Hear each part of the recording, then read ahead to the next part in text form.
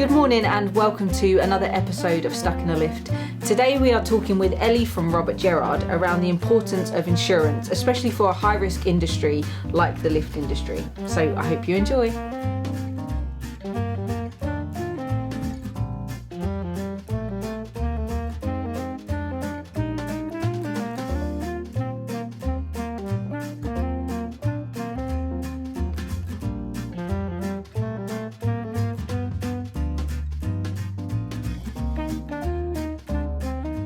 Ellie, how are you? I'm good, thank you. How are you doing? I'm good. Thank you for joining me on Stuck in a Lift today. You've brought the rain in, I see. I know, well, can't bring sun without a little rain. So. A little rain. I brought my swimming costume here this morning. It is absolutely carnage out there. It is, isn't it? Yeah. Okay. So what is your role in the lift and escalator industry?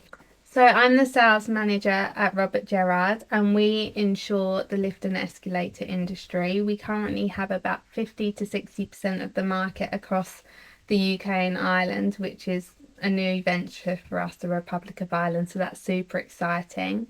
I actually started as an apprentice and have actually worked my way up to managing and looking after my own clients within the industry, and also look after all the new strategic initiatives like venturing out into Europe. Yeah, what I particularly love is we look after anything from the one-man bands and the independents to right the way up to the multinationals. So quite a range of clients that we look after. But yeah. Busy then? Very busy. I can imagine. Yes, there's a team of 9 of us that service nearly 1,000 clients. Wow. And we try and get out as much as possible to see our clients, to try and be as client-facing as possible. That makes sense. So when I email you at 8 o'clock about this podcast, you're like bang on it, like replying. I'm like, she's on her emails at 8 p.m. Yeah, I always say to clients, you can ring me anytime, day or night, as long as it's about insurance. Anything else you can keep to what yourself. What are you having for dinner? Yeah, you do get the odd one, but no, it's all love. And yeah, we are there and you have to be. If something's going to go wrong, that's when clients need us the most. We've got to be there at any time of the day. So you're a huge support for them, really, aren't you? Exactly, because it's often in those times that they need you most, so you've got to be there. What did you do before? So I was actually a makeup artist for TV and film. This is so random. No, it's so but random. Really cool, but random. But yeah. And everyone's like, oh, that's awesome, you must miss it. But I don't miss it at all. But when I started, I knew nothing about insurance and nothing about lifts. And now I love both of them equally. I'm not so sure, but definitely in some ways. But yeah, I absolutely love it. And I've just worked my way up. I've done all my exams relating to the insurance industry and really gotten to know the lift sector. So yeah, that's what I did before, but I don't miss it at all. I'm really glad that COVID happened, because that was actually the turning point. Right. So when COVID happened, the film industry and TV industry shut down overnight. So I know it was such a tough time for a lot of businesses, but for me it was amazing because I actually got an opportunity at Robert Gerrard. So I took that and just took the leap, and it's paid off, hopefully. So I just want to dive into a little bit more about TV and film and doing makeup. Did you do that from school? Was that something that, like, where your passion sat when you left school? So I went to quite an academic and strict school, and I really didn't fit into the mould of being that academic person, which is quite funny because a lot of people now would view me as quite academic and nerdy. But I just didn't fit that mould, and drama was an option at A-level so many years ago. But so I took that, but I wanted to do like the backstage stuff because I love being in front of the camera and the attention. I love it, but I can't act. Oh, so this is perfect. I can't act to save my life. You know, it was like, be sad, and I'd be like, big grin on stage. So scrapped that, but I did the makeup side of it. And then when it came to applying to uni, I was like, oh my gosh, you can actually do makeup at uni. I'm winning. So I went to the London College of Fashion, did my degree in makeup, and then the theory side was actually more about fashion, and I did my dissertation on fashion and football hooliganism, which again, so random. It's just like, very creative, though. Very. Yeah, and it was all about Burberry and West Ham and all of that. Together? Yeah, and how it blends. That was super fun.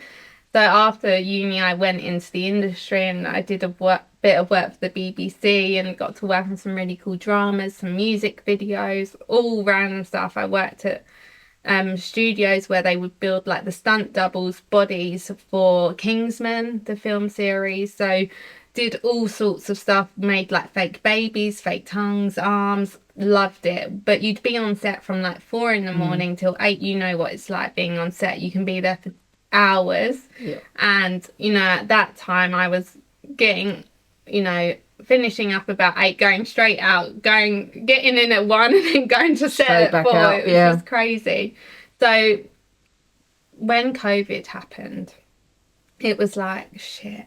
I was like, what am I going to do? Like, the income stopped overnight. I was really... Sorry, just on that. So when COVID stopped, did all filming stop completely? Yeah, initially it was literally offset. Everyone, gone. Actors, the lot. Yeah, so nothing. Nothing. So I think some stuff might have continued, but any of the mainstream stuff, because we had no like PPE in place, there were no measures on how to do things. It wasn't like you have to keep... How can you keep your distance? I'm doing your makeup. I can't have like an extra long brush. So yeah, literally shut down. And I was like, what am I going to do? So I was really fortunate that I lived at home at the time, so I didn't have to worry about rent. So super lucky from that point. But I've always worked. I worked since I was 15. So I couldn't not work. I had to make sure I had my own money. And so I worked at Tesco's to tie me over. Lovely. What was you doing at Tesco? I've always wanted to be a shelf stacker. I'm very OCD. I was the picker. Talk about supermarket sweep, because I can go around a supermarket in 20 minutes to do a full shop. Wow, just because you've done that job. That skill has paid off, because it saved I'm my going to send time you to do mine. Yeah, I hate Tesco. No problem. So I did that for a little while. And then I was reaching out to friends just in my network and family, friends. And I was saying, look, if anyone knows anything, I'll do anything. Like, not bothered what. And my friend Amber said, come and have an interview at my company. I do recruitment. You'd be amazing at it. So I said, yeah, sure, no problem. I had the interview lined up. And then she went, actually, my mum needs an apprentice. So I was like, okay, what does your mum do? And I've known Carla, my MD, for 25 years, because I went to school, nursery with her daughter. So I didn't even know what insurance was, what broking was, what the lift industry was. So I went for my interview and I had to do a presentation. So I did my presentation on the Lloyd's of London. And I think they just saw someone who was passionate, driven, and would give anything a go and would put my all in. And that's what I did. And then in 4 years, I've had like 4 promotions. So now I get to do lots of really exciting stuff. I travel all over the country for my work, you know, Birmingham, Liverpool, Bournemouth, and now Ireland. So I go to the Republic of Ireland a lot, and then more recently InterLift, which I'll come on to a bit later. Next week I'm going to Milan. So all these opportunities wouldn't have come if I didn't take that chance, or if I wasn't given that chance by someone. So I'm a big advocate for apprentices in any industry, because you can really change someone's life. Do you still touch on makeup, or like not at all? Are you done? I think I am done. For a while I was just doing it for like friends, if they were getting married, or family. I still get dragged into, like my mum especially, obviously, who wouldn't want their makeup done. So I still get dragged into it, but the professional stuff like the TV and film, I'm done with. Yeah, I don't miss it. What a great experience though, just to park. Yeah, and I'm so lucky to have got to do what I did back then as well, and the experience, because I reckon now the industry's changed a lot because of COVID and how people work and who's on set, whereas back then you could be on set as a trainee all day and no one would really mind. But I reckon they're a lot more strict now, but so lucky to have it. And also the skills that I've transferred from that, you know, being empathetic, listening to people, understanding what they need, has really transferred into insurance. And which is perfect for the role that you're in. Exactly. So yeah. Target Lifts are proud to sponsor the Stuck in a Lift podcast in partnership with Blacks Productions, providing honest and detailed communication to ensure you are supported with your lift requirements. Target Lifts are always aiming higher. What has been your most successful day so far? Yeah, so I think I could obviously talk about how I've done my diploma and certificate insurance, which I was super proud of, and it's so amazing to get that across the line. And one of the first people to get my diploma at Robert Gerrard, so Oh, super was proud you? of that. That's Yeah. amazing. Yeah, the second person, but the first homegrown, so I'm quite proud of that. But actually, I think my trip to Interlift was quite a turning point for me. I got to fly to Nuremberg for 2 days on my own with no clue of what I was doing there. But actually, my plan was to see if we could develop our scheme into Europe a little bit further, because at the moment we've done Ireland, but we want to see if we can push that out into other European territory. So it was really trying to see if I could create that opportunity, see what size of the market there was, and also it was an amazing opportunity to connect with existing clients, and a lot of them took me under their wing. So obviously Target, they were brilliant, MV Lifts, Alliance, Indigo, they all looked after me a lot, and Safeline hosted me a little bit as well, so that was quite nice. But I accidentally walked through the exhibitor's entrance. Don't ask me how, but that's something so typical I would do. And the guy behind me was carrying a pack of waters and they split all over the floor. So I was like, obviously, like any normal human was like, I'll help you. Yeah. And, you know, I had my heels on or whatever. So I was like tottering with all these waters. And as we were walking, we obviously started chatting. And he was like, I know who you are. You've been trying to get hold of me about my insurance. So even that chance meeting wouldn't have happened. And now he's welcome to the conversation. So little things like that happened over the couple of days. And on the way I was queuing up for the plane, I was with my client Alliance, and then I said, oh, I'm going to do some networking. Sorry, guys. So I turned around to the guy next to me. I said, oh, are you going to Interlift? And he was like, yeah. And we just started chatting, and he was the CEO of one of the biggest lift companies in the UK, or globally, I should say. So, am I allowed to say? Yeah, you can say. Alistair Stenner. Oh, so what are the chances? Yeah, like fangirls for like a lift guy, which is a bit weird. But so, you know, like little things like that. Yeah. And I actually introduced them to a client, and a commercial opportunity for that client has come off the back of it. So that trip was so successful before I'd even got into the show. And I think that is the beauty of our industries combining, is that you can go out and talk to people, and that is how you should do business. So I absolutely had a brilliant couple of days, and super proud of what we achieved out there. I find that when you're walking into such a huge world, which I found anyway, and I talk to everyone day in, day out, so it wasn't, I still found it quite intimidating. And I was like, right, I'm going to have to switch on the smile and the energy, and like to go and network to all of these new people, to like tell them who we are. But I was really nervous, and I was like, why am I nervous? I know who I'm sat next to, but like walking into Interlift, how big it was. I know. But I was like, I'm going to go with that goal that everyone here knows exactly who I am before I leave. Yeah. But I was exhausted by the time I got around. I was like, oh, battery gone now, like zone off. It was really shocking, the size of it, because I'd only ever been to lift day, so that was like 5 or 6 times the size, and I did not have enough time. But straight away, like you, I was like, I identified like people who I knew or who I'd met, and I was like, look after me, please. But no, they were brilliant, and they did introductions to me. I couldn't have asked for better people to spend a couple of days with. And yeah, but the size of it was just shocking. But bumping into you or Pat from the Lift Industry News, just bringing some familiar faces, and helps. Yeah, and actually a lot of the English lift companies stick together a bit out there as well. So I was kind of finding that wherever people were going, there was like a big crowd of us. So yeah, I think over the 2 days I saw 15 existing clients and created 15 opportunities. Smashed it. Love that. Super exciting. That's a huge successful day. Yeah. What exactly does liability insurance for lift engineers cover, and why is it essential? Yeah, I'm glad you've asked this question, because insurance can be so boring for people who aren't used to it or daunting, especially for a business owner. You want to make sure you've got it right. So for a lift company, when you talk about liability insurance, or for any company, there are three main aspects. You've got the public liability, the product's liability, and the employer's liability. Right.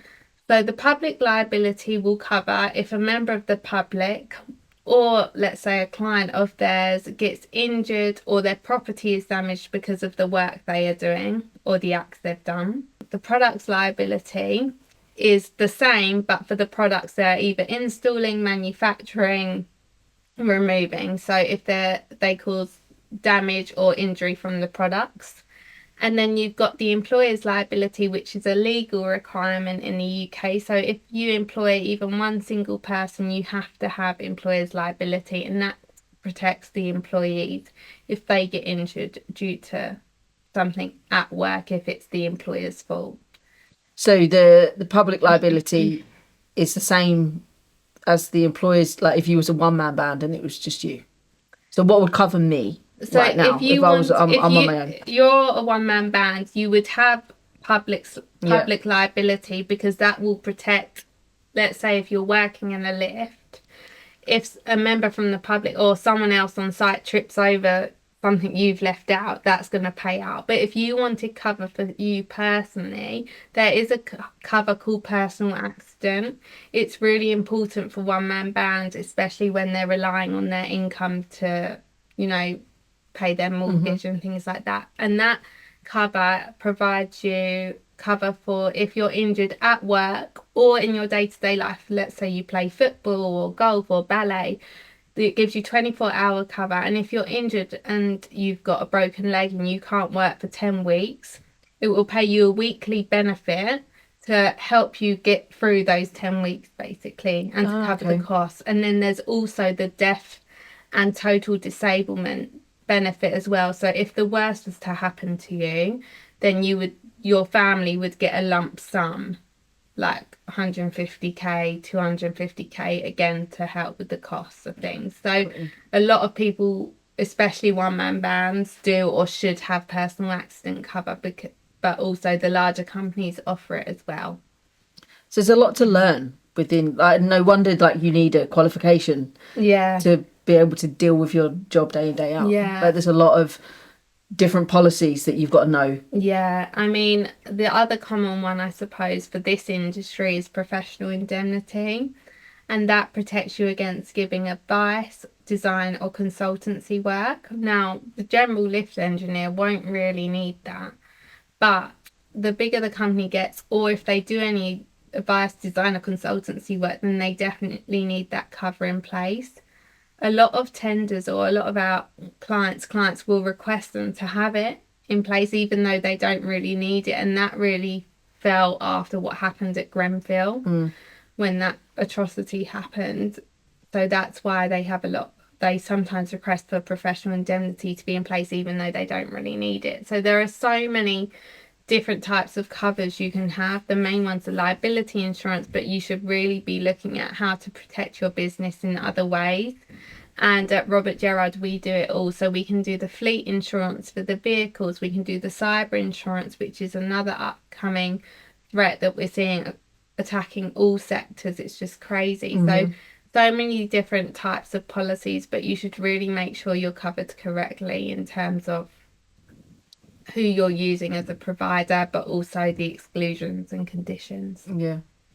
What are some of the most common types of insurance claims you see involving lift engineers? So sadly, it is obviously the serious injury or sometimes fatality claims that are quite common. The lift industry is so high risk, and one oversight can lead to something quite awful, and it's so sad for everyone involved. Other than that, you generally have your little property claims or smaller injury claims that happen a lot more frequently, like a cut hand or something like that. So there are a wide variety of claims that we see. The most common though at the moment that we're seeing is the cyber claims. It's so scary. I think last year 40% of UK businesses had a cyber incident, And 40%? 40%. Wow. And that's just the ones that are being reported. Because let's face it, if you are a business and you have one and you can get away with not doing anything or saying anything about it, you're not going to say anything because of reputation. Around 60% of SMEs that do have a cyber attack go out of business because of it. Now that is terrifying, considering the industry, the lift industry, is made up a lot of independents. Yeah. So we would really encourage people to buy cyber insurance, and it should really work together with your cyber security team. If you are using a third party IT company, then great. We want to work together to stop an incident from happening. And a lot of it is very proactive, but your third party IT company are not going to pay out if you lose 40 grand from your bank account. They're just not going to do it. So yeah, we really encourage that people start looking at the bigger picture, because cyber claims are on the rise and they're just attacking whoever they can. You know, how many spam emails do you get, or texts or calls trying to... Every day. Exactly. So as a business, obviously the risk is so much higher because you've got a lot more to lose. And you got to be so careful. Every time I write an email, I check who I'm sending it to, who I'm replying to. I won't click any links that are in an email. I'll go on to Google and Google it. Like, it's just so scary. And I think as well, people think that a cyber attack will never happen to them because my system's so secure, or I change my password all the time, which is great. We want all that. But most cyber claims, I think more than 50%, or it might even be higher than that, come from employee error. So your employee clicking on that link because it looks so real. You know, I've had my MD email me saying, can you WhatsApp me on this number? I'm just flying to Portugal. And she's actually flying to Portugal that day. So they're watching you in the background, how you communicate with people, at what time you're communicating, and they copy that style of language. So it looks real, and that's why so many people fall into the trap. So cyber is on the rise. My nan should come and work for you, right? Because she's so hot on like cyber security. We love she that. gets a text and she'd call me straight away. She's like, did you just text me this? Because it looks dodgy. Yeah. Like, she'll get an update on her phone. She's like, can I do this update on my phone? Like, I get it constantly, but I'd rather that. Yeah, and now so would we. Everything, you become suspicious of everything. Yeah. When I started doing the cyber training, I was like, oh my God, this Carla's sitting next to me even real? I was like, is this an impersonation? Exactly. So yeah, but no, definitely be more cyber aware and just be really sure on what you're covered and what you're not, or use a specialist broker to do it for you. Policy wordings are boring. Leave it to us, because we'll just do it for you. We're really seeing a change in people's mindset, especially following like the big stuff in the news, like M&S, Jaguar Land Rover, Harrods. They were massive cyber attacks this year, and it was covered all over the news. But you know, recently, relating it to the smaller companies or medium-sized companies, there was a haulage firm that had been running for over 100 years, and they literally went out of business because of a cyber incident, and it was actually due to an employee's password that wasn't changed. So yeah, it's the small things, isn't it? Yeah, it makes a big I'm going to go difference. home and change my password. Yeah, please do. But then what, you change them on everything? So we actually, there are password management facilities available. So they will store all of your passwords. And to enter those, you have to use like 2 multi-factor authentication. So Face ID or another password or thumbprint, whatever it may be. So there are those. So you don't have to remember 50 different passwords. You remember one, which shouldn't be the name of your road or where you grew up. And also, when you change your password, like most people do, don't put an extra number on the end, okay? Change the whole password. Because we all do it. We've all done it. Yeah. Or don't just add like another familiar word on, which, but there's a lot of small things you can do to mitigate. Do you do that with your personal stuff as well? Yeah. Change it all? Yeah. So even like you log into Gymshark? Yeah, so you should change your passwords every 6 months, I think. On everything? Obviously not an IT expert, but it depends how cautious you want to be. And I think actually on once you've started that though, right? Oh no, what you're about to say is correct. Yeah. It forces you to. Yeah, on an iPhone, I think it tells you what passwords are at risk. Yeah. So you can go in and change those ones, which might be a start. Target Lifts are proud to provide qualified and experienced field staff to ensure all reactive repairs, call-outs and technical visits are completed in a timely fashion. Our management and administration staff are entirely focused on providing a customer service experience that is second to none. Target Lifts can provide expert maintenance on all types of single lift and group installations. We offer a 24-hour, 7 days a week emergency call-out service, of which we are committed to ensuring all calls are 100% attended to in the agreed service level times. To find out more, visit targetlifts.limited.co.uk today.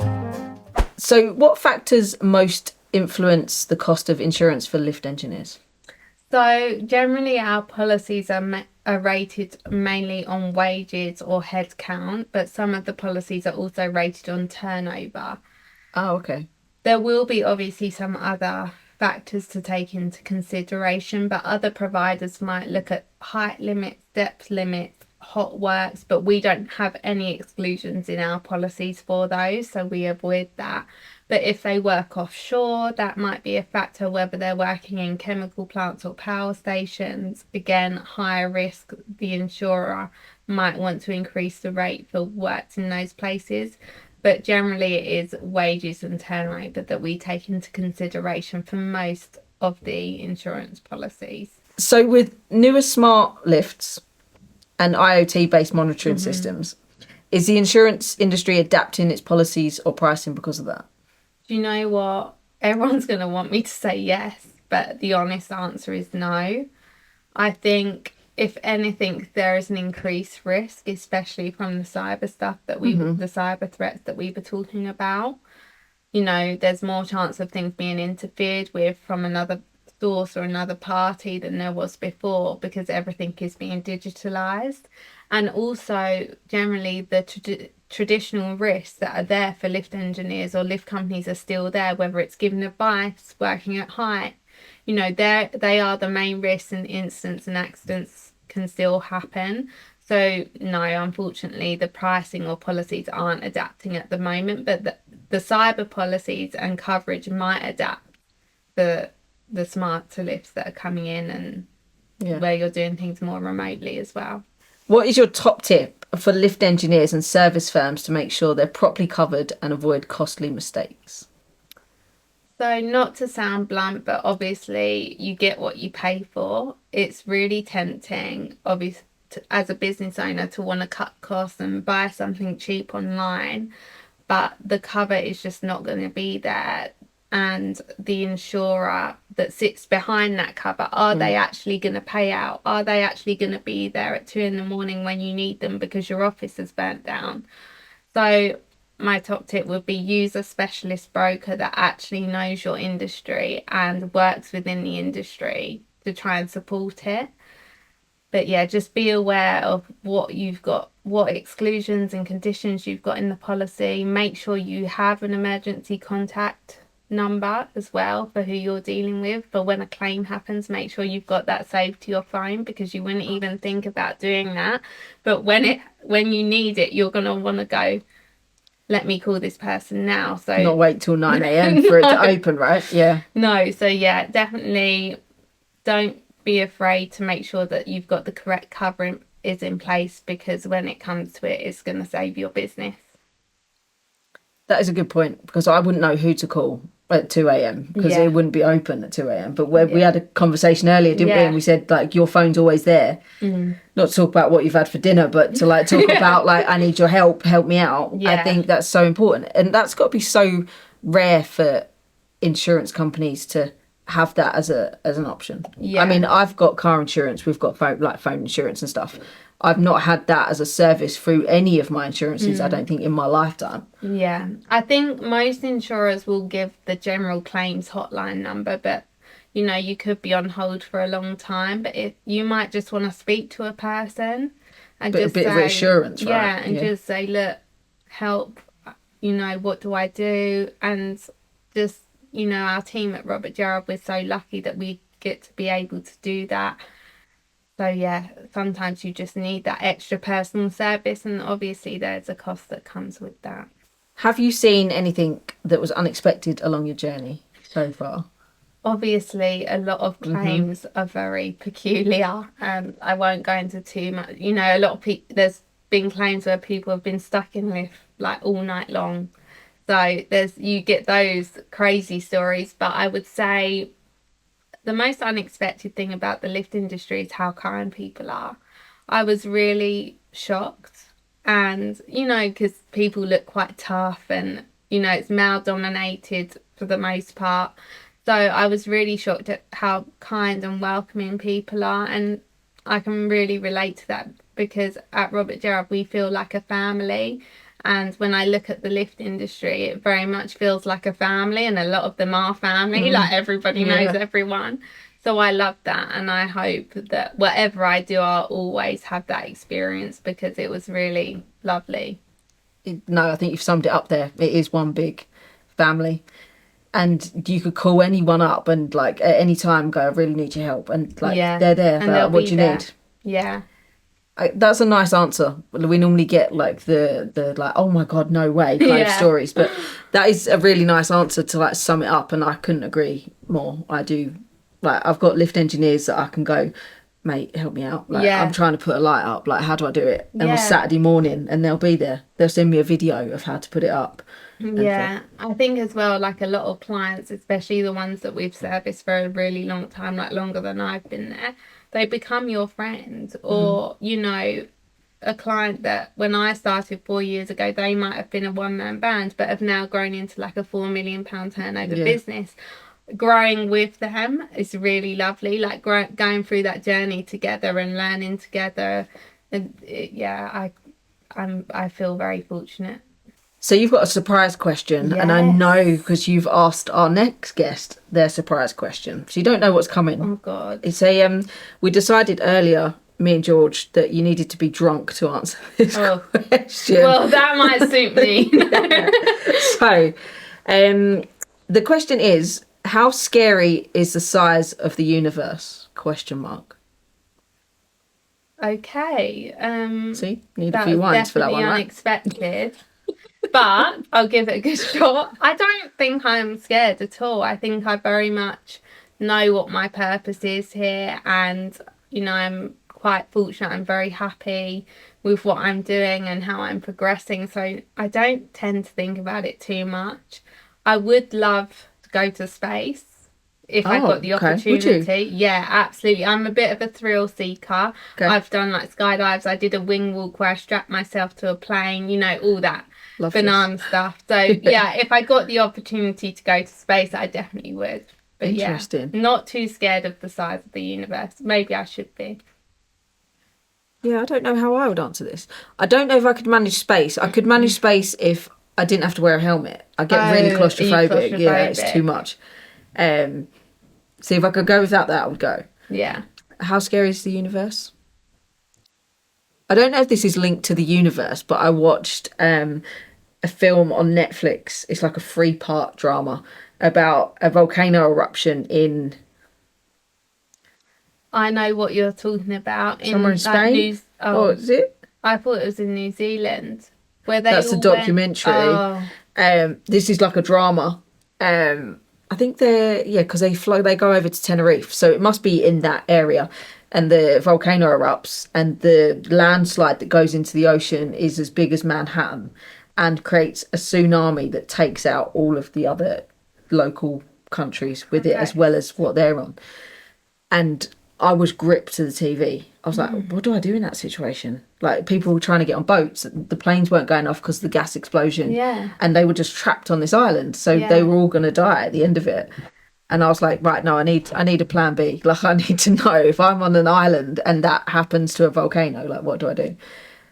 So not the universe as the size, but that really freaked me out. Yeah. And I also think if something really bad did happen, we'd probably be dead before we knew about it. I hope. In terms of the universe, yeah I think so. Yeah, I try not to think about it too much because I think you can definitely go down a bit of a rabbit hole. My family the part of my family live in New Zealand, and it's summer there, right? And it was snowing a week ago. Now that is pretty scary, that's right? Scary, yeah. I'm like, they're going into their summer and they've got like shin deep snow. Yeah, that is terrifying. So yeah, maybe not in our lifetime or our kids' lifetime, but I think in a few lifetimes. Yeah. On that note, Thanks, Brendan, for asking that question.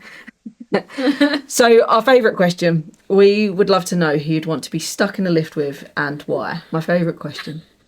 So obviously Tom Hardy, but for the non-professional reason, but we'll park that. I think professionally I would like to say Karen Brady. Oh, okay. A fellow woman in business, quite inspiring in a male-dominated industry with her football background and also her style. I always think she looks so glamorous, and I'd love to try and hopefully do that on some days. But yeah, I think she'd be really interesting. And Tom. All three of us. All three of you. Has he got like any like? Yeah. Okay, yeah, good ones. Yeah. We've had. Who would you be stuck in a lift with? I get asked this a few times, and it changes every time. The other day it was Alex Scott, because I think she's like a powerhouse. Yes. Like I think she's so like humble, and do you know what I mean, down to earth. And I started reading her biography and like how she started like playing football in the street with all the boys and then got scouted, and like her journey to where she is now, like she couldn't deserve any more. Like she deserves everything that she's got. I just think she's really nice. Like her and Jess, I think, are quite cute together. Yeah. I loved Jill Scott when she was in The Jungle. I thought she was wicked. She's another good one. Who would I be stuck in a lift with today? I've had Anna Richardson. I'd want to be stuck in a lift with her because I would want to talk about naked attraction like constantly. Yeah. I mean, like, what a job. I know. I wouldn't want to do it. No. Seeing all that every day. Too much. Way too much. Too much. But she holds her like herself down all the time. And she's always got a line and she always looks great. So yeah. And then Craig David. I've had Craig David. Oh. Just so he can sing to me. We'd like jam. Like we'd just sing all the time. Yeah. Dance. Yeah. I could do that. I listen to the Uber Eats advert all the time. Do you? Because he's in the end of it. I just think he's so cool. When I saw him in concert at the beginning of the year, and I was like, dude, you're just like one cool human. Like for 20 years, like Fill Me In was like one of the first songs, right? And it's still a classic. Still, you could play it on the way home and jam. And know the words. Yeah. So those are my three. Nice. Don't know if I can. Maybe we'll go back round to Anna Richardson because she was my original. Yeah. Stick to the OG. Yeah, exactly. Ellie, thank you so much for joining me. So much. It's been great chatting with you. It's been amazing. Thank you so much for the opportunity. You're welcome. Morning. You was in my dream last night, all three of you, and this Fantastic. is not. It's not the first time I've been told that. We were scuba diving for sharks. It was really weird. All four of us. Yeah. Yeah. Did any of us get eaten? I think I woke up before that, but it was quite. Yeah. It was There you go. Where were we? Looking for sharks. Let's do it. Where were we? Yeah. Like in the water. No, you haven't. I'm not going to say we're down in Margate. You know? 3 words. Passionate. We're very passionate about the trade we're in, about the business. Reliable. I like to think we're quite reliable people. A lot of our clients and consultants and even our staff rely on us and try and give the best service we can provide. I suppose helpful as well. Similar to reliable, but we always go above and beyond, or we try to go above and beyond what we can provide, and that's probably helped us grow in such a rapid pace. Is where we will do above and beyond tasks which probably they never asked for or wasn't required, but we like to go show that extra mile, which puts us in good stead and helps us grow along the way and repeat clients and go on further and further. So I'll probably say that: reliable, helpful, and passionate. Yeah. I'll say we're a good judge of character. Well, we didn't hire Adam. He was part of the deal. Unfortunately, he came when I approached Paul, he was part of the deal.